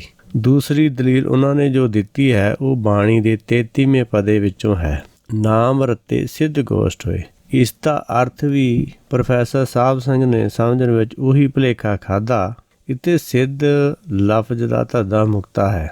ਅਸਲ ਵਿੱਚ ਇਉਂ ਲੱਗਦਾ ਕਿ ਪ੍ਰੋਫੈਸਰ ਸਾਹਿਬ ਨੂੰ ਧੱਦਾ ਮੁਕਤਾ ਹੋਣ ਦਾ ਤਾਂ ਦੋਨੋਂ ਜਗ੍ਹਾ ਪਤਾ ਸੀ, ਪਰ ਇਸ ਸਿੱਧ ਗੋਸ਼ਟ ਬਾਣੀ ਦੇ ਪਹਿਲੇ ਪਦੇ ਵਿੱਚ ਹੀ ਉਹ ਬੁਰੀ ਤਰ੍ਹਾਂ ਨਾਲ ਉਲਝ ਗਏ, ਜਿਸ ਵਿੱਚੋਂ ਨਿਕਲਣ ਲਈ ਉਹਨਾਂ ਨੇ ਇਹ ਝਮੇਲਾ ਜਾਣ-ਬੁੱਝ ਕੇ ਖੜਾ ਕਰ ਦਿੱਤਾ। ਸਿੱਧ ਗੋਸ਼ਟ ਲਫ਼ਜ਼ ਇਸ ਬਾਣੀ ਵਿੱਚ 2 ਜਗ੍ਹਾ ਵਰਤਿਆ ਗਿਆ ਹੈ। ਪਹਿਲਾਂ ਇਸ ਬਾਣੀ ਦੇ ਸਿਰਲੇਖ ਵਜੋਂ, ਦੂਸਰੀ ਵਾਰ ਇਸ ਬਾਣੀ ਦੇ 33ਵੇਂ ਪਦੇ ਵਿੱਚ ਨਾਮ ਰਤੇ ਸਿੱਧ ਗੋਸ਼ਟ ਹੋਏ। ਗੁਰਬਾਣੀ ਅਨੁਸਾਰ ਗੁਰਮਤਿ ਸਮਝ ਆ ਜਾਣੀ ਹੀ ਸਿੱਧੀ ਦੀ ਪ੍ਰਾਪਤੀ ਹੈ। ਬੁੱਧ ਬਦਲੀ ਸਿੱਧੀ ਪਾਈ। ਗੁਰਬਾਣੀ ਦਾ ਫਰਮਾਨ ਹੈ, ਭਾਵ ਮਨ ਦੀ ਵਿਚਾਰਧਾਰਾ ਦਾ ਗੁਰਮਤਿ ਵਿਚਾਰਧਾਰਾ ਵਿੱਚ ਬਦਲ ਜਾਣਾ ਗੁਰਮੁਖਾਂ ਲਈ ਕਾਰਜ ਸਿੱਧੀ ਦੀ ਨਿਸ਼ਾਨੀ ਹੈ। ਬੁੱਧ ਬਦਲ ਜਾਣ ਜਾਂ ਗੁਰਮਤਿ ਦਾ ਗਿਆਨ ਪ੍ਰਾਪਤ ਹੋ ਜਾਣ ਉਪਰੰਤ ਹੀ ਸਿੱਧ ਗੋਸ਼ਟ ਹੋਣੀ ਸੰਭਵ ਹੋਇਆ ਕਰਦੀ ਹੈ। ਨਾਮ ਰਤੇ ਸਿੱਧ ਗੋਸ਼ਟ ਹੋਏ। ਦੇਵੀ ਅਰਥ ਇਹੋ ਬਣਦੇ ਹਨ ਕਿ ਜਿਹੜੇ ਨਾਮ ਰਤੇ ਪੂਰਨ ਗਿਆਨ ਨੂੰ ਪ੍ਰਾਪਤ ਕਰਨ ਲੈਣ ਪਿੱਛੋਂ ਹੀ ਕੋਈ ਵਿਅਕਤੀ ਸੁਲਝੀ ਹੋਈ ਗੱਲ ਪੱਕੀ ਬਾਣੀ ਕਹਿਣ ਦੇ ਕਾਬਲ ਹੋ ਸਕਦਾ ਹੈ। ਕੱਚਾ ਗਿਆਨ ਤਾਂ ਆਪਾ ਵਿਰੋਧੀ ਗੱਲਾਂ ਹੀ ਕਰਿਆ ਕਰਦਾ ਹੈ। ਗੱਲ ਵਿੱਚੋਂ ਵਿਰੋਧਾਭਾਸ ਪੂਰੀ ਤਰ੍ਹਾਂ ਨਾਲ ਮੁਕੰਮਲ ਗਿਆਨ ਦੀ ਹਜ਼ੂਰੀ ਵਿੱਚ ਹੀ ਦੂਰ ਹੁੰਦਾ ਹੈ ਜਾਂ ਹੋਣਾ ਸੰਭਵ ਹੁੰਦਾ ਹੈ। ਇਹ ਗੱਲ ਸਤਿਗੁਰ ਜੀ ਨੇ ਵੀ ਇਸ 33ਵੇਂ ਪਦੇ ਵਿੱਚ ਆਖੀ ਹੈ, ਨਾਮ ਰਤੇ ਗੁਣ ਗਿਆਨ ਵਿਚਾਰ, ਬਿਨ ਨਾਵੈ ਬੋਲੇ ਸਭ ਬੇਕਾਰ। ਕਿ ਜਿਹੜੇ ਨਾਮ ਵਿੱਚ ਰੱਤੇ ਹੁੰਦੇ ਹਨ ਉਹ ਗੁਣਾਂ ਦੀ ਵਿਚਾਰ ਕਰ ਸਕਦੇ ਹਨ, ਪਰ ਜਿਨ੍ਹਾਂ ਨੂੰ ਨਾਮ ਦੀ ਸਮਝ ਨਹੀਂ ਹੁੰਦੀ ਉਹ ਸਭ ਬੇਕਾਰ ਹੀ ਬੋਲਦੇ ਹਨ, ਭਾਵ ਝੂਠ ਦੀ ਹੀ ਗੱਲ ਕਰਦੇ ਹਨ। ਇਸ ਤੋਂ ਸਪਸ਼ਟ ਹੈ ਕਿ ਨਾਮ ਦੇ ਰੰਗੇ ਭਾਵ ਗਿਆਨਵਾਨ ਹੋ ਜਾਣ ਉਪਰੰਤ ਹੀ ਕੋਈ ਗਿਆਨ ਵਿਚਾਰ ਦੀ ਗੱਲ, ਸੱਚੀ ਗੱਲ ਕੀਤੀ ਜਾ ਸਕਦੀ ਜਾਂ ਕਰ ਸਕਦਾ ਹੈ। ਗਿਆਨਹੀਣਾਂ ਦਾ ਬੋਲਣਾ ਬਿਨਾਂ ਨਾਵੈ ਬੋਲੇ ਤਾਂ ਝੱਕ ਮਾਰਨਾ ਹੀ ਹੁੰਦਾ ਹੈ। ਗਿਆਨ ਹੀ ਸਹੀ ਗੱਲ ਕਰਨਾ ਭਾਵ ਗਿਆਨ ਦੀ ਸਹੀ ਦਿਸ਼ਾ ਪ੍ਰਦਾਨ ਕਰ ਦੇਣ ਵਾਲੀ ਗੱਲ ਕਹਿਣਾ ਹੀ ਸਿੱਧ ਗੋਸ਼ਟ ਹੈ। ਇੱਥੇ ਸਿੱਧਾਂ ਨੂੰ ਸਤਿਗੁਰ ਜੀ ਸਹੀ ਗਿਆਨ ਦੀ ਦਿਸ਼ਾ ਪ੍ਰਦਾਨ ਕਰ ਰਹੇ ਹਨ। ਇਸ ਲਈ ਬਾਣੀ ਦਾ ਨਾਂ ਸਿੱਧ ਗੋਸ਼ਟ ਸਤਿਗੁਰ ਜੀ ਨੇ ਲਿਖਿਆ ਹੈ, ਜਿਸ ਵਿੱਚ ਜੀਵਨ ਮੁਕਤ ਅਵਸਥਾ ਪ੍ਰਾਪਤ ਕਰਨ ਲਈ ਠੀਕ ਦਿਸ਼ਾ ਦਰਸਾਈ ਗਈ ਹੈ। ਇਕ ਓਂਕਾਰ ਸਤਿਗੁਰ ਪ੍ਰਸਾਦ। ਸਿੱਧ ਸਭਾ ਕਰ ਆਸਣ ਬੈਠੇ, ਸੰਤ ਸਭਾ ਜੈਕਾਰੋ, ਤਿਸ ਆਗੇ ਰਹਿ ਰਾਸ ਹਮਾਰੀ, ਸਾਚਾ ਅਪਰ ਅਪਾਰੋ। ਮਸਤਕ ਕਾਟ ਧਰੀ ਤਿਸ ਆਗੇ, ਤਨ ਮਨ ਆਗੇ ਦਿਓ, ਨਾਨਕ ਸੰਤ ਮਿਲੇ ਸੱਚ ਪਾਈਏ, ਸਹਿਜ ਭਾਏ ਜਸ ਲਿਓ। ਸਾਰੇ ਸਿੱਧ ਇਕੱਠੇ ਹੋ ਗਏ ਅਤੇ ਚਰਚਾ ਕਰਨ ਲਈ ਸੰਤ ਸਭਾ ਦੀ ਜੈਕਾਰ ਕਰਕੇ ਆਪੋ ਆਪਣੀ ਜਗ੍ਹਾ ਬੈਠ ਗਏ। ਸਤਿਗੁਰ ਜੀ ਨੇ ਅਪਰ ਅਪਾਰ ਪਰਮੇਸ਼ਰ ਅੱਗੇ ਅਰਦਾਸ ਕੀਤੀ। ਜੋਗੀਆਂ ਦੇ ਜੈਕਾਰੇ ਨਾਲ ਸਤਿਗੁਰ ਜੀ ਨੇ ਸਹਿਯੋਗ ਨਹੀਂ ਕੀਤਾ। ਇਹ ਗੱਲ ਇੱਥੋਂ ਬਿਲਕੁਲ ਸਪਸ਼ਟ ਹੈ। ਸਤਿਗੁਰ ਜੀ ਕਰਤੇ ਪੁਰਖ ਤੋਂ ਬਿਨਾਂ ਹੋਰ ਕਿਸੇ ਵੀ ਵਿਅਕਤੀ ਜਾਂ ਅਵਤਾਰ ਨੂੰ ਮੰਨਣ ਵਾਲੇ ਨਹੀਂ ਹਨ ਅਤੇ ਨਾ ਹੀ ਇਹਨਾਂ ਭੇਕੀ ਸੰਤਾਂ ਨੂੰ ਹਰ ਕੇ ਸੰਤ ਮੰਨ ਕੇ ਸਭਾ ਦੀ ਜੈਕਾਰ ਆਖ ਸਕਦੇ ਸਨ। ਇਸੇ ਲਈ ਉਹਨਾਂ ਨੇ ਤਿਸ ਆਗੇ ਰਹਿ ਰਾਸ ਹਮਾਰੀ, ਸਾਚਾ ਅਪਰਪਾਰੋ ਆਖ ਕੇ ਸੰਤ ਸਭਾ ਦੇ ਜੈਕਾਰੇ ਨਾਲ ਗੁਰਮਤਿ ਦਾ ਵਿਰੋਧ ਦਾ ਭਾਸ ਪ੍ਰਗਟ ਕੀਤਾ ਹੈ। ਉਹ ਤਾਂ ਉਸ ਅਪਰਪਾਰ ਪਰਮੇਸ਼ਰ ਦੀ ਵਡਿਆਈ ਹੀ ਕਰਦੇ ਹਨ, ਜਿਸ ਨੇ ਕਿ ਸਿੱਧਾਂ ਨੂੰ ਵੀ ਸਭ ਜੀਵਾਂ ਵਾਂਗ ਜਨਮ ਦੇ ਕੇ ਆਪਣੇ ਹੁਕਮ ਵਿੱਚ ਬੰਨ੍ਹ ਕੇ ਰੱਖਿਆ ਹੋਇਆ ਹੈ। ਕਹਿਣ ਦਾ ਭਾਵ ਇਹ ਹੈ ਕਿ ਗੁਰਮਤਿ ਅਤੇ ਜੋਗ ਮਤ ਦਾ ਜੈਕਾਰਾ ਵੱਖਰਾ ਹੈ, ਜਿਸ ਤੇ ਅਸਲ ਗੋਸ਼ਟ ਦੇ ਆਰੰਭ ਹੋਣ ਤੋਂ ਪਹਿਲਾਂ ਹੀ ਕੁਝ ਚਰਚਾ ਛੇੜਨ ਦਾ ਅਭਿਆਸ ਅਗਲੀਆਂ ਪੰਕਤੀਆਂ ਤੋਂ ਮਿਲਦਾ ਹੈ। ਜੋਗ ਮਤ ਸੱਚ ਦੇ ਮਾਰਗ ਤੋਂ ਭਟਕ ਚੁੱਕਿਆ ਹੋਇਆ ਹੈ। ਸੱਚ ਤੋਂ ਭਟਕਿਆ ਹੋਇਆ ਰਿੱਧ ਸਿੱਧ ਮਾਇਆ ਨਾਲ ਜਾ ਜੁੜਦਾ ਹੈ। ਸੱਚ ਹਰ ਹਿਰਦੇ ਵਿੱਚ ਮੌਜੂਦ ਹੈ। ਸੱਚ ਦੀ ਪ੍ਰਾਪਤੀ ਹਮੇਸ਼ਾ ਅੰਦਰੋਂ ਹੀ ਹੋਇਆ ਕਰਦੀ ਹੈ। ਇਸ ਲਈ ਗੁਰਮਤਿ ਨੇ ਸੱਚ ਅੰਦਰੋਂ ਖੋਜਣ ਦੀ ਗੱਲ ਕੀਤੀ ਹੈ, ਪਰ ਜਿਹੜੇ ਲੋਕ ਹਿਰਦਾ ਖੋਜਣ ਦੀ ਬਜਾਏ ਇਸ ਪੰਜ ਤੱਤਾਂ ਦੇ ਸਰੀਰ ਨੂੰ ਹੀ ਆਪਣਾ ਆਪਾ ਜਾਂ ਆਪਣਾ ਵਜੂਦ ਮੰਨ ਲੈਂਦੇ ਹਨ, ਉਹ ਮਾਇਆ ਨਾਲ ਜੁੜ ਕੇ ਦਿਸ਼ਾਹੀਨ ਹੋਏ ਸੱਚ ਨੂੰ ਬਾਹਰੀ ਜੰਗਲਾਂ ਵਿੱਚ, ਪਹਾੜਾਂ ਉੱਤੇ ਜਾਂ ਤੀਰਥਾਂ ਉੱਤੇ ਖੋਜਦੇ ਹਨ। ਇਹ ਜੋਗੀ ਵੀ ਇਸੇ ਤਰ੍ਹਾਂ ਸੱਚ ਦੀ ਪ੍ਰਾਪਤੀ ਵਿੱਚ ਲੱਗੇ ਹੋਏ ਸਨ। ਅਤੇ ਅੱਜ ਕੱਲ੍ਹ ਕੁਛ ਨਵੀਆਂ ਜਿਹੜੀਆਂ ਟੈਕਨੀਕਾਂ ਆ ਗਈਆਂ ਹਨ, ਉਹ ਲੋਕ ਵੀ ਧਰਮ ਤੋਂ ਭਟਕੇ ਹੋਏ ਹਨ। ਗੱਲ ਧਰਮ ਦੀ ਕਰਦੇ ਹਨ, ਪਰ ਅੱਖਾਂ ਦੇ ਵਿਚਾਲੇ ਤ੍ਰਿਕੁਟੀ ਵਾਲੀ ਜਗ੍ਹਾ 'ਤੇ ਧਿਆਨ ਲਾਉਣ ਦੀ ਗੱਲ ਕਰਦੇ ਹਨ। ਉੱਥੋਂ ਉਹਨਾਂ ਨੂੰ ਜਿਹੜਾ ਪ੍ਰਕਾਸ਼ ਜਾਂ ਜੋਤ ਦੇ ਦਰਸ਼ਨ ਦੀ ਗੱਲ ਕਰਦੇ ਹਨ, ਜਦ ਕਿ ਗੁਰਬਾਣੀ ਅਨੁਸਾਰ ਇਹੋ ਜਿਹੀ ਕੋਈ ਗੱਲ ਨਹੀਂ ਹੈ। ਗੁਰਬਾਣੀ ਅਨੁਸਾਰ ਸਿਰਫ ਸੱਚ ਨੂੰ ਸਮਝਣਾ ਹੈ, ਸਮਝ ਕੇ ਆਪਣੇ ਆਪ ਨੂੰ ਜਾਣਨਾ ਹੈ। ਜਾਣਨ ਤੋਂ ਬਾਅਦ ਹੀ ਇਹ ਭਰਮ ਦੂਰ ਹੁੰਦਾ ਹੈ। ਇਸ ਤਰ੍ਹਾਂ ਦੇ ਤਰੀਕੇ ਜਿਹੜੇ ਹਨ ਉਹ ਪਹਿਲਾਂ ਹੀ ਗੁਰਬਾਣੀ ਵਿੱਚ ਕੱਟੇ ਗਏ ਹਨ ਅਤੇ ਉਹੀ ਫਿਰ ਦੁਬਾਰਾ ਲੋਕ ਮੁੜ ਉਹ ਝੂਠੀਆਂ ਚੀਜ਼ਾਂ ਨੂੰ ਲੋਕਾਂ ਵਿੱਚ ਸੱਚ ਬਣਾਉਣ ਦੀ ਕੋਸ਼ਿਸ਼ ਕਰਦੇ ਹਨ। ਹੁਣ ਗੁਰਮਤ ਅਤੇ ਜੋਗਮਤ ਵਿਚਲਾ ਅੰਤਰ ਮਤਭੇਦ ਸਪਸ਼ਟ ਨਜ਼ਰ ਆ ਰਿਹਾ ਹੈ। ਸਤਿਗੁਰੂ ਜੀ ਜੋਗੀਆਂ ਦੀ ਕੱਚੀ ਮਤ ਦੇ ਜੈਕਾਰੇ ਦਾ ਸਮਰਥਨ ਜੇ ਕਰ ਦਿੰਦੇ ਤਾਂ ਗੋਸ਼ਟ ਦਾ ਮੰਤਵ ਹੀ ਸਮਾਪਤ ਹੋ ਜਾਣਾ ਸੀ, ਕਿਉਂਕਿ ਸਤਿਗੁਰੂ ਨਾਨਕ ਦੇਵ ਜੀ ਅਤੇ ਸਿੱਧਾਂ ਦੀ ਸੋਚ ਵਿੱਚ ਕੋਈ ਅੰਤਰ ਹੀ ਨਹੀਂ ਸੀ ਰਹਿ ਜਾਣਾ। ਦੂਜੀ ਗੱਲ ਇਹ ਹੈ ਕਿ ਪੱਕੀ ਮਤ ਦਾ ਧਾਰਨੀ ਕੱਚੀ ਮਤ ਦੇ ਕਿਸੇ ਵੀ ਧਾਰਨੀ ਨੂੰ ਕਿਵੇਂ ਪ੍ਰਵਾਨ ਕਰ ਸਕਦਾ ਹੈ। ਸਿੱਧ ਕੇਵਲ ਇੱਕ ਭੇਖ ਦਾ ਨਾਮ ਹੀ ਪ੍ਰਚਲਿਤ ਸੀ। ਦੂਜੀ ਗੱਲ ਇਹ ਕਿ ਸਿੱਧ ਉਸ ਸਮੇਂ ਸਰੀਰ ਦੇ ਨਾਲ ਜੁੜੇ ਹੋਏ ਸਨ, ਵਿਅਕਤੀ ਪੂਜਾ ਵਿੱਚ ਵਿਸ਼ਵਾਸ ਰੱਖਦੇ ਸਨ। ਸੰਤ ਸਭਾ ਦੀ ਜੈ ਕਹਿਣ ਦਾ ਮਤਲਬ ਪਰਮੇਸ਼ਰ ਦੇ ਹੁਕਮ ਦੀ ਖਿਲਾਫ ਬਗਾਵਤ ਹੈ। ਜਿਹੜਾ ਟੀਕਾਕਾਰਾਂ ਨੇ ਇਸ ਭੇਦ ਨੂੰ ਨਹੀਂ ਜਾਣਿਆ, ਉਹਨਾਂ ਨੇ ਗੁਰਬਾਣੀ ਨੂੰ ਸਮਝ ਲਿਆ ਹੋਵੇ, ਇਹ ਗੱਲ ਸਮਝ ਵਿੱਚ ਆਉਣ ਵਾਲੀ ਨਹੀਂ ਹੈ। ਜਿਨ੍ਹਾਂ ਨੇ ਇਸ ਭੇਦ ਨੂੰ ਨਹੀਂ ਜਾਣਿਆ, ਉਹਨਾਂ ਨੂੰ ਗੁਰਬਾਣੀ 'ਚ ਹੀ ਸਮਝ ਆਉਣ ਵਾਲੀ ਗੱਲ ਨਹੀਂ ਹੈ। ਸਤਿਗੁਰੂ ਜੀ ਨੇ ਸਿੱਧਾਂ ਦੇ ਜੈਕਾਰੇ ਨਾਲ ਸਹਿਯੋਗ ਕਿਉਂ ਨਹੀਂ ਕੀਤਾ, ਇਹ ਤਾਂ ਅਗਲੀਆਂ ਪੰਕਤੀਆਂ ਤੋਂ ਬਿਲਕੁਲ ਹੀ ਸਪਸ਼ਟ ਹੈ। ਮਸਤਕ ਕਾਟ ਧਰੀ ਤਿਸ ਆਗੇ, ਤਨ ਮਨ ਆਗੇ ਦਿਓ, ਨਾਨਕ ਸੰਤ ਮਿਲੇ ਸੱਚ ਪਾਈਏ, ਸਹਿਜ ਭਾਏ ਜਸ ਲਿਓ। ਇੱਥੇ ਇਉਂ ਲੱਗਦਾ ਕਿ ਸੰਤ ਸਭਾ ਦੀ ਜੈ ਨਾ ਬੋਲਣ ਕਰਕੇ ਸਿੱਧਾਂ ਵੱਲੋਂ ਉਠਾਏ ਗਏ ਕਿਸੇ ਸਵਾਲ ਦੇ ਉੱਤਰ ਵਜੋਂ ਸਤਿਗੁਰੂ ਜੀ ਨੇ ਇਹ ਪੰਕਤੀ ਉਚਾਰੀ ਹੈ। ਭਗਤ ਬਾਣੀ, ਜਿਸ ਨੂੰ ਸਤਿਗੁਰੂ ਜੀ ਸ਼ਬਦ ਗੁਰੂ ਮੰਨਦੇ ਅਨੁਸਾਰ ਸੰਤ ਰਾਮ ਹੈ ਏਕੋ ਮਹਾਵਾਕ ਹੈ, ਜਿਸ ਕਰਕੇ ਸਿੱਧਾਂ ਨੇ ਇਸ ਪੰਕਤੀ ਦੀ ਆੜ ਲੈ ਕੇ ਆਪਣੇ ਆਪ ਨੂੰ ਪਰਮੇਸ਼ਰ ਮੰਨਣ ਦਾ ਭਰਮ ਪਾਲ ਕੇ ਆਪਣੇ ਆਪ ਦੀ ਜੈ ਆਪਣੇ ਮੁੱਖੋਂ ਆਪ ਹੀ ਕਹਿਣੀ ਜਾਂ ਕਹਾਣੀ ਆਰੰਭ ਕਰ ਦਿੱਤੀ ਸੀ ਅਤੇ ਆਪਣੇ ਆਪ ਨੂੰ ਸਾਖਸ਼ਾਤ ਪਰਮੇਸ਼ਰ ਜਿਤਾਉਣ ਵਿੱਚ ਇਸ ਰੱਬੀ ਬਾਣੀ ਨੂੰ ਐਵੇਂ ਹੀ ਆਪਣਾ ਗਵਾਹ ਬਣਾ ਲਿਆ, ਜਦ ਕਿ ਇਸ ਦੇ ਅਰਥ ਕੁਝ ਹੋਰ ਸਨ, ਜਿਸ ਉੱਤੇ ਸਤਿਗੁਰੂ ਜੀ ਪਾਸੋਂ ਸਹੀ ਸਾਬਤ ਕਰਾਉਣ ਦੀ ਕੋਸ਼ਿਸ਼ ਜੋਗੀਆਂ ਨੇ ਇਸ ਗੋਸ਼ਟੀ ਦੇ ਸ਼ੁਰੂ ਵਿੱਚ ਹੀ ਕੀਤੀ ਹੈ। ਜੇ ਸਤਿਗੁਰੂ ਜੀ ਸੰਤ ਸਭਾ ਦੀ ਜੈ ਪ੍ਰਵਾਨ ਕਰ ਲੈਂਦੇ ਤਾਂ ਜੋਗੀ ਜਿਹੜੇ ਆਪਣੇ ਆਪ ਨੂੰ ਸੰਤ ਮੰਨਦੇ ਸਨ, ਉਹਨਾਂ ਦੀ ਜੈ ਜਿੱਤ ਨੂੰ ਕਬੂਲ ਕਰ ਲੈਣ ਦੇ ਤੁੱਲ ਹੀ ਸੀ। ਜਦ ਕਿ ਸਤਿਗੁਰੂ ਜੀ ਉਪਰੋਕਤ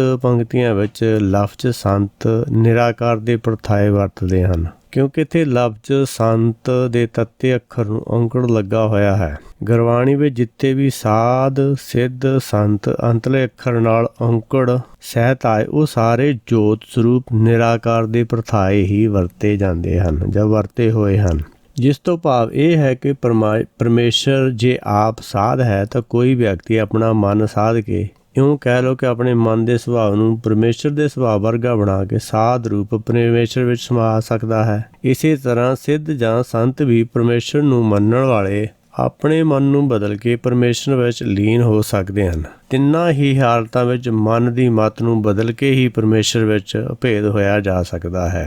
ਗੱਲ ਸਿੱਧਾਂ ਦੇ ਇਸ ਇਤਰਾਜ਼ ਤੋਂ ਚੱਲੀ ਜਾਪਦੀ ਹੈ ਕਿ ਸਤਿਗੁਰੂ ਜੀ ਨੂੰ ਸੰਤ ਸਭਾ ਦੀ ਜੈ ਕਹਿਣ ਵਿੱਚ ਕਮੀ ਵਿਖਾਈ ਦਿੰਦੀ ਹੈ, ਜਿਸ ਤੋਂ ਉਹਨਾਂ ਨੇ ਤਿਸ ਆਗੇ ਰਹਿ ਰਾਸ ਹਮਾਰੀ ਸਾਚਾ ਅਪਰਪਾਰੋ ਨਵਾਂ ਜੈਕਾਰ ਸ਼ਬਦ ਪੇਸ਼ ਕੀਤਾ। ਸਤਿਗੁਰੂ ਜੀ ਦਾ ਉੱਤਰ ਹੈ ਕਿ ਅਸੀਂ ਤਾਂ ਆਪਣੇ ਹੰਕਾਰ ਦਾ ਸਿਰ ਕੱਟ ਕੇ ਸੱਚ ਸਰੂਪ ਪਰਮੇਸ਼ਰ ਦੇ ਅੱਗੇ ਰੱਖ ਦਿੱਤਾ ਹੈ। ਭਗਤ ਬਾਣੀ ਗੁਰਮਤਿ ਵਿਚਾਰਧਾਰਾ ਸਾਹਮਣੇ ਅਸੀਂ ਆਪਣੀ ਮਨਮਤ ਦੀ ਬਲੀ ਦੇ ਛੱਡੀ ਹੈ। ਤਨ ਮਨ ਧਨ ਸਭ ਸੌਂਪ ਗੁਰ ਕੋ ਹੁਕਮ ਮੰਨੀਏ ਪਾਈਏ।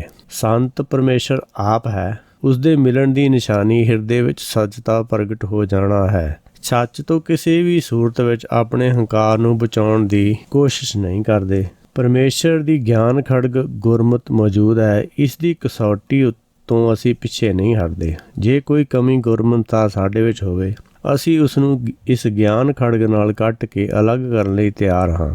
ਗੁਰਮਤਿ ਸਾਡੇ ਕੋਲ ਹੈ, ਆਓ ਇਸ ਨੂੰ ਉਧਾਰ ਮੰਨ ਕੇ ਸੱਚੇ ਮਾਰਗ ਦੀ ਪਛਾਣ ਕਰੀਏ। ਸੱਚ ਕੀ ਕਾਤੀ ਸੱਚ ਸਭ ਸਾਰ, ਘਾਟ ਤਿਸਕੀ ਅਪਰਪਾਰ, ਕਿ ਜਿਹੜੀ ਸਾਡੇ ਕੋਲ ਬੁੱਧ ਹੈਗੀ ਉਹ ਅਸੀਂ ਸੱਚ ਦੀ ਕਸਵੱਟੀ 'ਤੇ ਲਾਈ ਹੋਈ ਹੈ।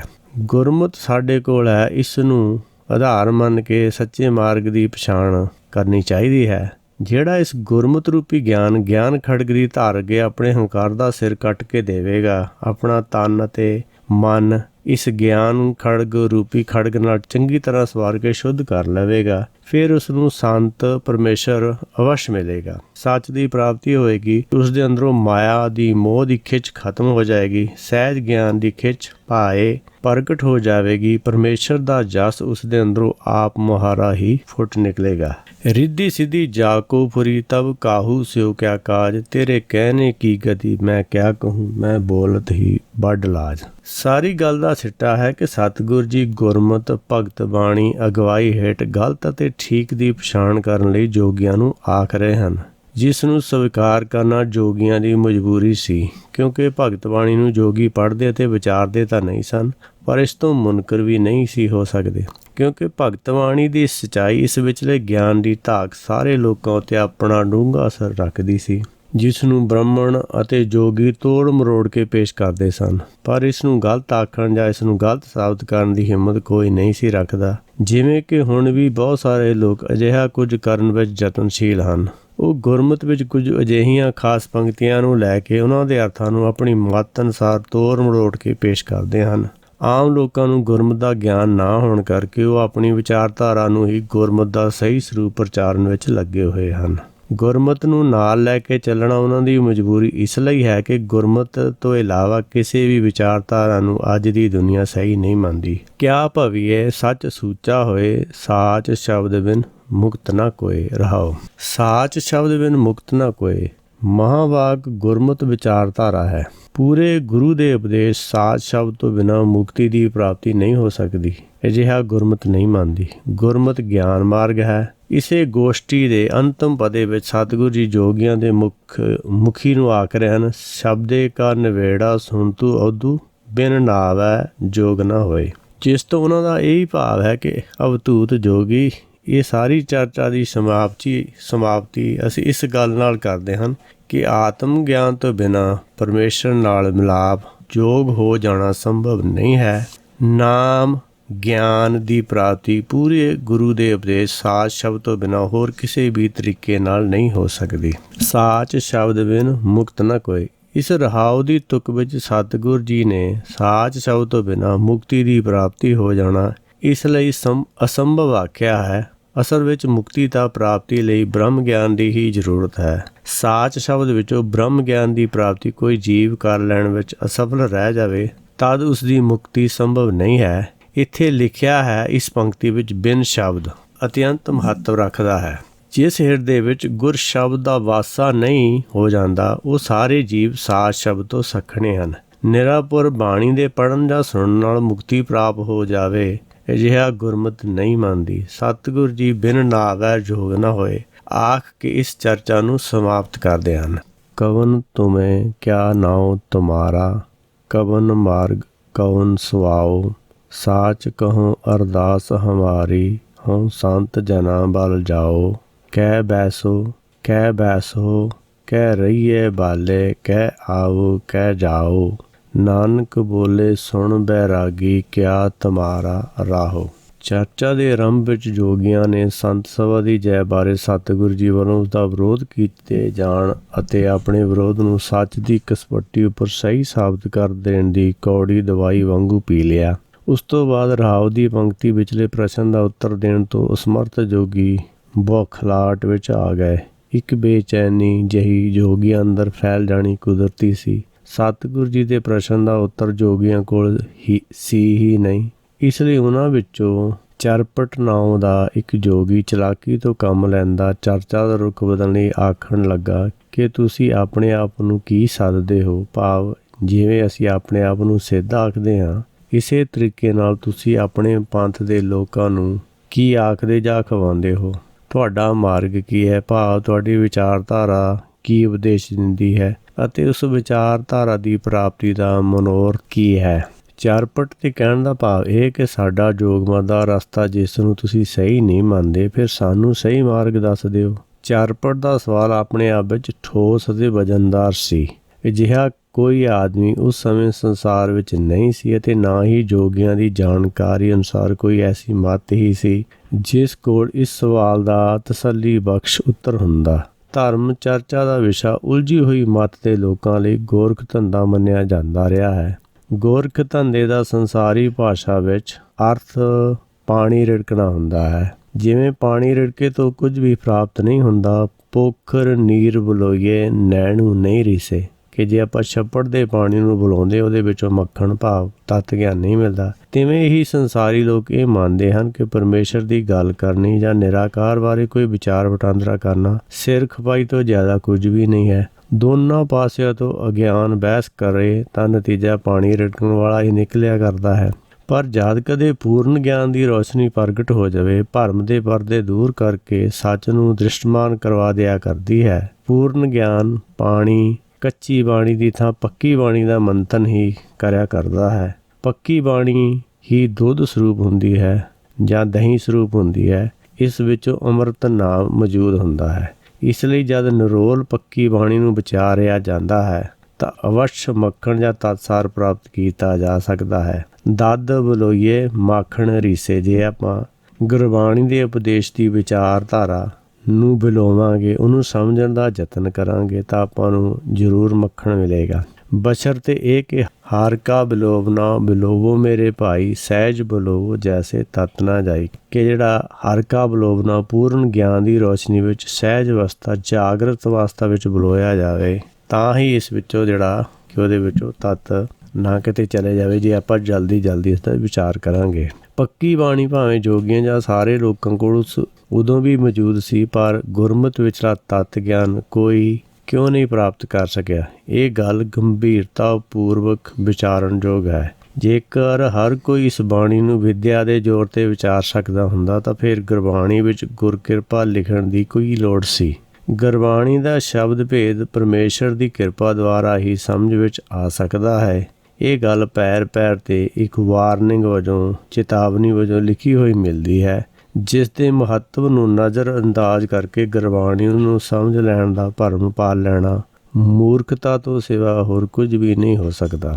ਸੇਵਕ ਸਿੱਖ ਪੂਜਣ ਸਭ ਆਵੈ, ਸਭ ਗਾਵੈ ਹਰ ਹਰ ਊਤਮ ਬਾਣੀ, ਗਾਵਿਆ ਸੁਣਿਆ ਤਿਨ ਕਾ ਹਰ ਥਾਏ ਪਾਏ, ਜਿਨ ਸਤਿਗੁਰ ਕੀ ਆਗਿਆ ਸਤ ਸਤ ਕਰ ਮਾਨੀ। ਸਤਿਗੁਰ ਜੀ ਉਪਦੇਸ਼ ਕਰਦੇ ਹਨ ਕਿ ਚਾਹੇ ਸੇਵਕ ਜਾਂ ਸਿੱਖ ਹੈ, ਜਿਹੜਾ ਵੀ ਗੁਰਬਾਣੀ ਨੂੰ ਸਮਝਣ ਦੀ ਕੋਸ਼ਿਸ਼ ਕਰਦਾ ਹੈ, ਉਸ ਦਾ ਹੀ ਜਿਹੜਾ ਹੁਕਮ ਅਨੁਸਾਰ ਥਾਏ ਪੈਂਦਾ ਹੈ, ਜਿਹੜਾ ਸੱਚ ਦੀ ਆਗਿਆ, ਜਿਹੜਾ ਹੁਕਮ ਵਿੱਚ ਚੱਲਦਾ ਹੈ, ਉਹਨੂੰ ਇਹਦੀ ਸਮਝ ਪੈਂਦੀ ਹੈ। ਜਿਹੜਾ ਇਹਨੂੰ ਸੱਚ ਮੰਨ ਕੇ ਨਹੀਂ ਚੱਲਦਾ, ਉਹਨੂੰ ਇਹਦੀ ਸਮਝ ਨਹੀਂ ਪੈਂਦੀ ਹੈ। ਸਭ ਤੋਂ ਮਹੱਤਵਪੂਰਨ ਗੱਲ ਇਹ ਹੈ ਕਿ ਸਹੀ ਦਿਸ਼ਾ ਨਿਰਦੇਸ਼ ਅਨੁਸਾਰ ਕੋਈ ਬਿਰਲਾ ਗੁਰਮੁਖ ਹੀ ਚੱਲ ਸਕਦਾ ਹੈ। ਬਾਕੀ ਆਮ ਲੋਕ ਤਾਂ ਇਸ ਸੱਚੇ ਮਾਰਗ ਨੂੰ ਸੰਸਾਰੀ ਮਾਰਗ ਬਣਾ ਕੇ ਇਸ 'ਤੇ ਥੋੜ੍ਹਾ ਬਹੁਤਾ ਪਹਿਰਾ ਦਿਆ ਕਰਦੇ ਹਨ। ਗੁਰਮਤਿ ਦੀ ਕਸਵੱਟੀ ਉੱਤੇ ਕਬੀਰ ਜੀ ਅਨੁਸਾਰ ਕੋਈ ਮਰ ਜੀਵੜਾ ਜੀਵਨ ਮੁਕਤ ਅਵਸਥਾ ਵਾਲਾ ਹੀ ਪੂਰਾ ਉਤਰਦਾ ਹੈ। ਕਬੀਰ ਕਸੌਟੀ ਰਾਮ ਕੀ, ਝੂਠਾ ਟਿਕੇ ਨ ਕੋਏ, ਰਾਮ ਕਸਵੱਟੀ ਸੋ ਸਹਿ ਜੋ ਮਰ ਜੀਵਾ ਹੋਏ। ਭਾਵ ਕਿ ਭਗਤ ਕਾਲ ਦੇ ਸਮੇਂ ਤੋਂ ਗੁਰਮਤਿ ਦੀ ਇਹ ਵਿਚਾਰਧਾਰਾ ਲਿਖਤੀ ਰੂਪ ਵਿੱਚ ਤਾਂ ਮੌਜੂਦ ਰਹੀ ਹੈ, ਪਰ ਦਿਸ਼ਾਹੀਣ ਲੋਕ, ਸੰਸਾਰੀ ਵਿਦਿਆ ਦੇ ਹੰਕਾਰ ਤੋਂ ਗ੍ਰਸਤ ਲੋਕਾਂ ਨੇ ਗੁਰਬਾਣੀ ਦੇ ਅਰਥ ਆਪਣੀ ਮਤ ਅਨੁਸਾਰ ਤੋੜ ਮਰੋੜ ਕੇ ਇਸ ਨੂੰ ਸੰਸਾਰੀ ਮਤਾਂ ਦੇ ਸਮਾਨਾਂਤਰ ਵਜੋਂ ਪੇਸ਼ ਕਰ ਦਿੱਤਾ ਹੈ ਜਾਂ ਕੀਤਾ ਹੈ। ਗੁਰੂ ਨਾਨਕ ਦੇਵ ਜੀ ਦੁਆਰਾ ਇਸ ਸ਼ਬਦ ਭੇਦ ਨੂੰ ਸਮਝ ਕੇ ਇਸ ਦੇ ਸਹੀ ਰੂਪ ਨੂੰ ਪ੍ਰਗਟ ਕਰ ਦੇਣਾ ਦਾ ਬੀੜਾ ਤਾਂ ਕੋਈ ਬਿਰਲਾ ਹੀ ਚੁੱਕਦਾ ਹੈ। ਇਹ ਸਿੱਧ ਗੋਸ਼ਟ ਬਾਣੀ ਉਸ ਮਹਾਨ ਕਾਰਜ ਦੀ ਪ੍ਰਤੱਖ ਗਵਾਹੀ ਹੈ। ਸੋ ਜੇ ਕੋਈ ਗੁਰਬਾਣੀ ਨੂੰ ਸਮਝਣਾ ਚਾਹੁੰਦਾ ਹੈ ਤਾਂ ਉਸ ਨੂੰ ਫਿਰ ਰਾਮ ਦੀ ਕਸਵੱਟੀ ਉੱਤੇ ਲੱਗਣਾ ਪਵੇਗਾ। ਜਿਵੇਂ ਗੁਰਬਾਣੀ ਕਹਿੰਦੀ ਹੈ ਉਸ ਅਨੁਸਾਰ ਕਰਨਾ ਪਵੇਗਾ। ਜਿੰਨਾ ਕੋਈ ਕਰੇਗਾ ਉਨੀ ਉਹਨੂੰ ਸਮਝ ਆ ਜਾਏਗੀ। ਵਾਹਿਗੁਰੂ ਜੀ ਕਾ ਖਾਲਸਾ, ਵਾਹਿਗੁਰੂ ਜੀ ਕੀ ਫਤਿਹ।